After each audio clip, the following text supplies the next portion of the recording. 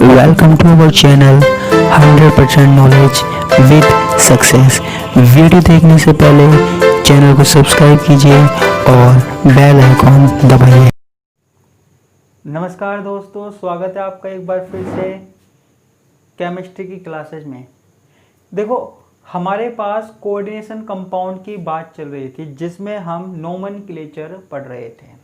ठीक है, अभी तक मैंने आपको फॉर्मूला दिया था और उससे आपको नाम लिखना था। ठीक है, लेकिन आज हम बड़ी इंटरेस्टिंग सी चीज़ करने वाले हैं। आज हम अपोजिट करने वाले हैं, उल्टा करने वाले हैं। यानी कि हम नाम से फॉर्मूला बनाने वाले हैं। है ना मज़ेदार बात।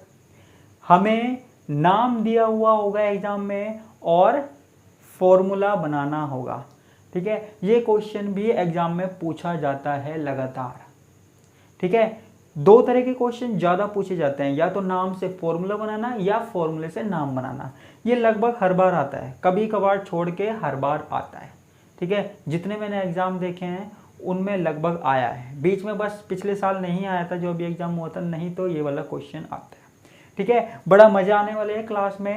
एक एक चीज़ को ध्यान से देखिएगा, सब कुछ समझ में आएगा आपके। ठीक है, अब देखो, नाम से संरचना सूत्र लिखना है, उसके लिए हमको एग्जाम्पल चाहिए और नियमों के बारे में पता होना चाहिए। तो हम इसमें एग्जाम्पल लिख लेते हैं। हमारे पास क्या है? Tetra amine. ठीक है, टेट्रा एमीन एक्वा क्लोरिडो या क्लोराइडो कोबाल्ट थर्ड क्लोराइड। ठीक है, ये हमारे पास है। ठीक है, इसका हमें फॉर्मूला लिखना है। ठीक है, हमको संरचना सूत्र लिखना है जो हमको कल दिया हुआ था, जिससे हमें नाम लिखना था। अब हमें अपोजिट करना है। ठीक है, इसलिए कैसे करना है इसको ध्यान से सुनना। पहली बात आपको जो पता होनी चाहिए वो ये कि जब भी हम सूत्र लिखेंगे, जब भी हम संरचना सूत्र लिखेंगे, पहले हम लिखेंगे धनायन। ठीक है, पहले लिखेंगे धनायन,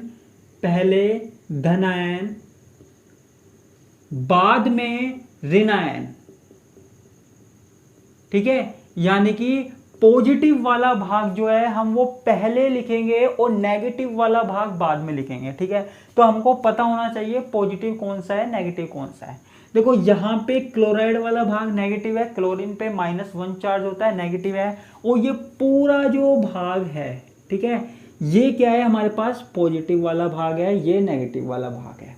ठीक है, ये हमको लिखना है। क्लियर है? ध्यान से सुनना है एक बात। दूसरी बात, यानी कि पहले तो हमको इसको लिखना है और फिर इसको। ठीक है, अब दूसरी बात ये है कि जब हम इस वाले भाग को लिखेंगे, ठीक है, ये वाला भाग कौन सा है? ये वाला यहां से लेके यहां तक वाला भाग कौन सा है? संकुल आयन। जो हमारे पास ब्रैकेट में रहता था ना बड़े में, वो है संकुल आयन। ठीक है, तो संकुल आयन में सबसे पहले क्या लिखते हैं? धातु। तो हम क्या लिखेंगे? कोबाल्ट। तो दूसरे नंबर का जो पॉइंट है, सबसे पहले क्या लिखा जाएगा? सबसे पहले धातु का प्रतीक लिखा जाएगा। सबसे पहले धातु का प्रतीक लिखते हैं, धातु का प्रतीक लिखते हैं। ठीक है, मैंने यहाँ पे धातु का प्रतीक लिख दिया। आपको पता है फॉर्मूले में, ठीक है, फॉर्मूले में पहले धातु लिखा होता है, उसके बाद लिगैंड लिखे होते हैं। ठीक है, तो अब हमको लिखने हैं लिगैंड। ठीक है, पहले लिख दिया धातु, ठीक है, फिर लिखने हैं लिगैंड। अब लिगैंड यहां पे देखो कौन कौन से हैं? एक तो एमीन, एक है एक्वा, एक है क्लोराइडो। ठीक है, अब इनको कैसे लिखा जाए ये वाली बात हमको करनी है। ठीक है, तो इनमें जो लिगैंड है, लिगैंडों को उनके दाता परमाणु के अंग्रेजी वर्णमाला क्रम के अनुसार लिखते हैं। अंग्रेजी वर्णमाला क्रम के अनुसार लिखते हैं, इंग्लिश अल्फाबेट के अनुसार लिखते हैं। ठीक है, बड़ी इंटरेस्टिंग सी चीज हो रही है हमारे पास यहाँ पे। हम उल्टा काम कर रहे हैं, पहले तो हमने सीधा किया था, अब उल्टा काम कर रहे हैं हम। अब देखो यहाँ पे मैंने लिख दिया क्या, कोबाल्ट। अब देखो यहाँ पे ये क्या है, एमीन। एमीन का मतलब क्या है, मैं नीचे लिख देता हूं। एमीन का मतलब है NH3। एक्वा का मतलब क्या है, H2O। क्लोराइडो का मतलब क्या है, क्लोरीन। ठीक है, अब ये तीसरा पॉइंट क्या कहते हैं हमारे पास, कि लिगेंडो को उनके दाता परमाणु के अंग्रेजी वर्णमाला क्रम के अनुसार लिखते हैं। ठीक है, यानी कि तीनों में जो परमाणु दाता परमाणु है, यानी कि जो इलेक्ट्रॉन देता है, उसको देखते हैं। NH3 में कौन इलेक्ट्रॉन देता है, नाइट्रोजन। H2O में कौन इलेक्ट्रॉन देता है, ऑक्सीजन। और क्लोरीन में कौन देता है, क्लोरीन में तो क्लोरीन ही देता है। ठीक है, तो इनको अब अल्फाबेट के अनुसार रखना है। ठीक है, तो अल्फाबेट के अनुसार सबसे पहला कौन सा आना चाहिए, क्लोरीन, C से आता है। ठीक है, तो यहां पे मैंने लिख दिया क्लोरीन। ठीक है, लिख दिया बच्चों, क्लोरीन लिख दिया। अब उसके बाद क्लोरीन के बाद क्या आना चाहिए, N आता है ना, O से पहले N आता है, तो यहां पे हम लिख देते हैं NH3। उसके बाद क्या आता है, H2O। ठीक है, ये हमने क्रम लिख दिया। अब देखो यहां पे नाम पढ़ो, टेट्रा एमीन, यानी कि टेट्रा का मतलब 4 एमीन है। ठीक है, तो मैंने क्या लिख दिया, टेट्रा एमीन 4 लिख दिया। एक्वा कितना है, H2O, कोई लिख नहीं रखा तो हमने कुछ नहीं लिखा। क्लोरीन एक ही है। ठीक है, अब देखो ये हमारे पास क्या है, संकुल आयन है, तो मैंने इसको क्या कर दिया, यहाँ पे बंद कर दिया। ठीक है, यहाँ पे बंद कर दिया, तो ये संकुल आयन हो गया। और बाहर क्या है, क्लोरीन है। ठीक है, क्या है, क्लोरीन है। अब आप ये कहोगे कि सर यहाँ पे क्लोराइड लिखा हुआ है, तो यहाँ क्लोराइड को कितने लिखें हम, यहाँ Cl लिखें, Cl2 लिखें या Cl3 लिखें। और अगर आप Cl2 लिख रहे हो तो वो हमें कैसे पता लगेगा, Cl3 लिख रहे हो तो हमको कैसे पता लगेगा। ठीक है, तो हमको चौथा काम क्या करना है, हमको ऑक्सीकरण अवस्था, इस संकुल की ऑक्सीकरण अवस्था निकालनी है। ठीक है, संकुल की ऑक्सीकरण अवस्था ज्ञात करनी है। संकुल की ऑक्सीकरण अवस्था ज्ञात करनी है, अवस्था।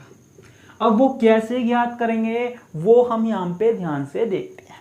ठीक है, तो यहाँ पे देखना, यहाँ पे नाम है हमारे पास, इसको तो भूल जाओ, हमारे पास नाम है। ठीक है, कोबाल्ट थर्ड।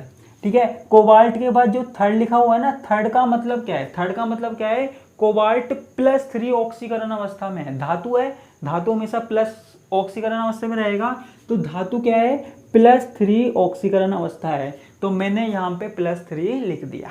ठीक है, अब यहाँ पे क्या हुआ, यहाँ पे क्लोरीन पे कितना चार्ज है, क्लोरीन पे है -2 चार्ज है। ठीक है, क्लोरीन पे कितना चार्ज है, क्लोरीन पे तो -1 है, क्लोरीन पे -1 चार्ज है। ठीक है, एक क्लोरीन पे -1 होता है, फ्लोरीन, क्लोरीन, ब्रोमीन, आयोडीन सबों पे -1 होता है ना। NH3 पे कितना है, 0 है। ठीक है, NH3 पे कितना है, 0 है। और H2O पे कितना है, 0 है। बाहर से हमें कोई मतलब नहीं है, बस इस संकुल का निकालना है, इस संकुल का कॉम्प्लेक्स का निकालना है। ठीक है, अब देखो यहाँ पे हम इसको जोड़ कर देते हैं सबों को। ठीक है, तो यहाँ पे प्लस, यहाँ पे प्लस और माइनस ही हो जाएगा, बराबर x क्या है, पूरे संकुल का आवेश, पूरे संकुल पे जो चार्ज रहेगा। ठीक है, तो x बराबर हमारे पास क्या आ जाएगा, 3 - 1 2। ठीक है, क्या आ जाएगा, 2 आ जाएगा। 2 का मतलब क्या है, इस संकुल पे, पूरे संकुल पे क्या चार्ज है, +2। ठीक है, पूरे संकुल पे कितना चार्ज है, +2। ठीक है, अब देखो इस संकुल को उदासीन करना है, हमको उदासीन करना है। ठीक है, अब किसी संकुल को अगर उदासीन करना है तो क्या करना पड़ेगा, अब देखो इसके ऊपर +2 है। ठीक है, प्लस किससे उदासीन होगा, प्लस को उदासीन करने के लिए क्या डाला जाना चाहिए, माइनस। क्या डाला जाना चाहिए, माइनस। तो यहाँ पे +2 है, तो कोई -2 वाला चार्ज ले आओ।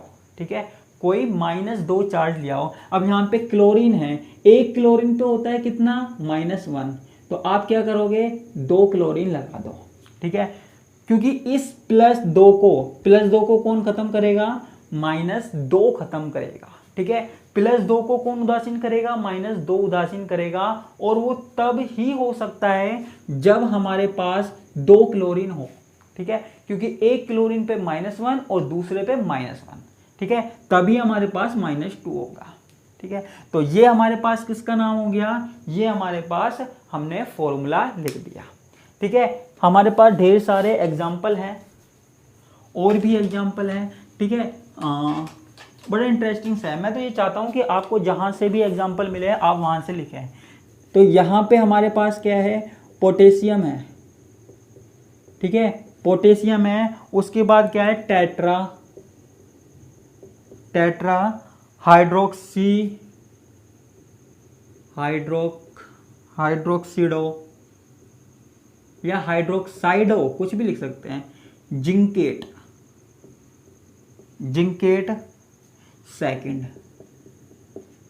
सेकंड, ये है हमारे पास। अब देखो यहाँ पे वही फॉर्मूला, वही मेथड हमको काम में लेना है। तो यहाँ पे हमको क्या करना है, पहले धनायन लिखना है। धनायन कौन सा है, धनायन जो पहले लिखा होगा वो धनायन होगा, ठीक है। पोटेशियम यहाँ पे हमने लिख दिया धनायन, ठीक है। अभी पोटेशियम कितना होगा हमें नहीं पता। टेट्रा हाइड्रोक्सिडो जिंकेट, ठीक है। तो जिंकेट हमको क्या लिखना है, जिंक, ठीक है। ये जहाँ पे ऑक्सीकरण अवस्था है उससे पहले जिंक लिखना है, ठीक है, वो धातु आयन लिखना है।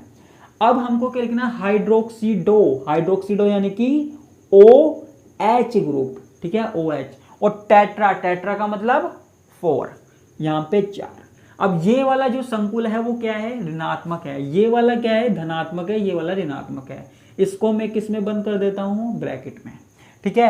अब यहाँ पे पोटेशियम कितने आएंगे, ये वाली दिक्कत है, 2 आएंगे, 3 आएंगे, 4 आएंगे। तो हम कैसे पता लगाएंगे, जिंक की जो ऑक्सीकरण अवस्था है, धातु पे जो ऑक्सीकरण अवस्था है वो कितनी है, 2, कितनी, +2।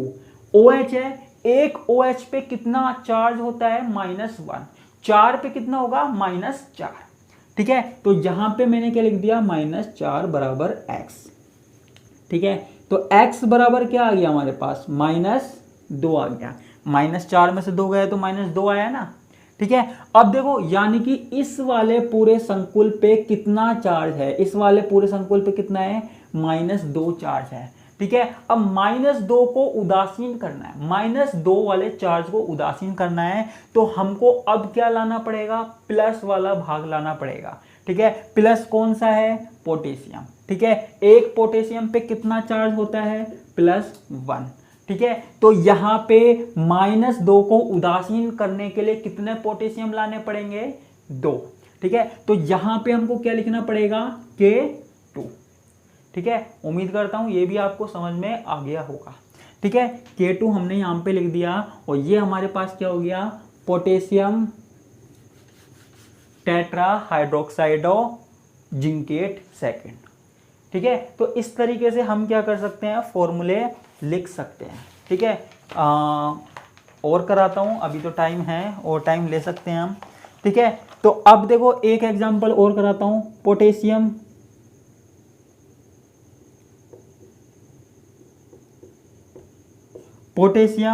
ट्राई ऑक्सीलेटो,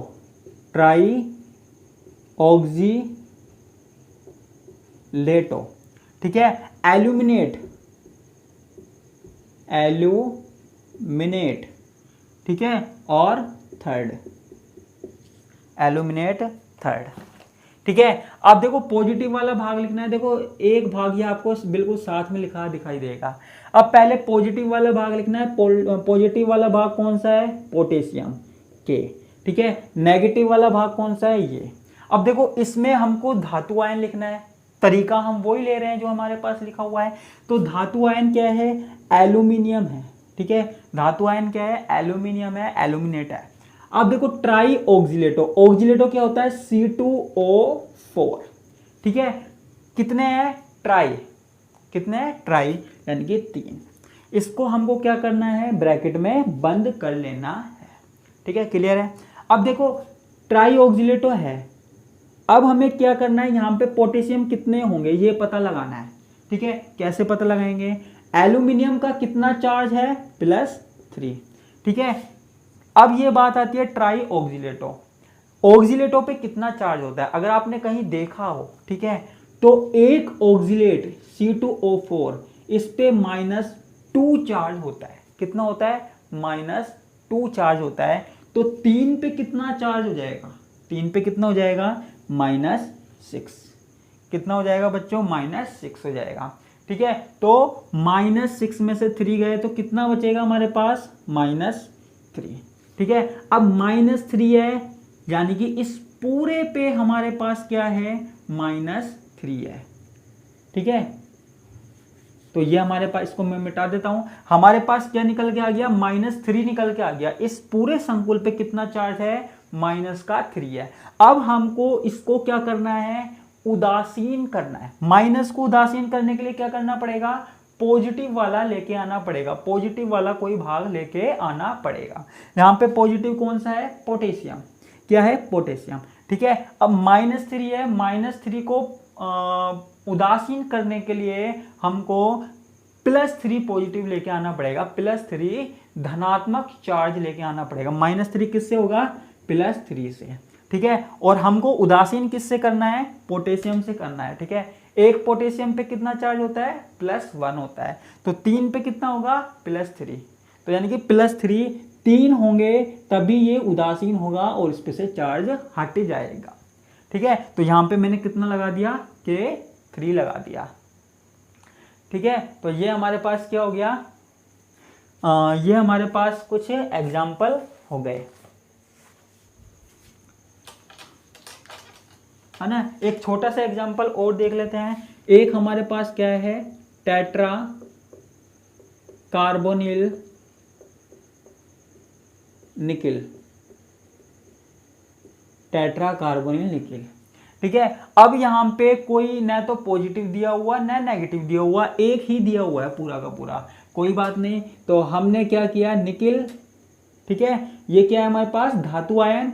उसके बाद कार्बोनिल, कार्बोनिल क्या है, ये CO, और टेट्रा यानी कि 4।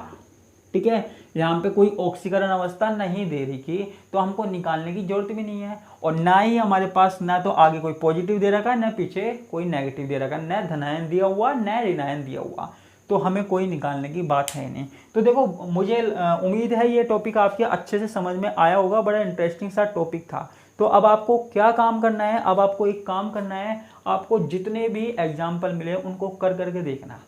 जो एग्जाम्पल मैंने आपको नामकरण में करवाए थे ना, संरचना सूत्र से नाम लिखवाए थे, अब उन्हीं एग्जाम्पलों को करके देखना, नाम से संरचना सूत्र बनाकर देखना। ठीक है, आपको बड़ा मजा आने वाला है। ठीक है, और चेक करना, हो सकता है कुछ गलत हो, वैसे तो कुछ गलत नहीं है, लेकिन हो सकता है कुछ नई चीज देखने को मिले आपको। ठीक है, और कुछ समझ में नहीं आए तो आप मुझसे पूछना। नोमेनक्लेचर तो देखो जितना करे उतना ही कम है, कहीं से भी पूछ लिया जाता है, कोई लिमिट नहीं है। मैं ये नहीं कहता मेरे नोट्सों में से पूछा जाएगा, लेकिन फिर भी जो जो पूछे जाते हैं, जिनकी उम्मीद है वो मैंने करवा दिया। ठीक है, और आप जितने भी कर सकते हो बुक्स में से, या जहाँ पे भी नेट पे से ऑनलाइन मिलते हैं वहाँ से, या आप मुझे बता दीजिए, मैं आपको भेज दूंगा, मुझे व्हाट्सअप कर देना, मैं आपको भेज दूंगा। ठीक है, जिसको भी एग्जाम्पल एक्स्ट्रा में चाहिए। ठीक है, तो इसी के साथ मैं आपसे विदा लेता हूँ। धन्यवाद, नमस्कार, टाटा, बाय बाय।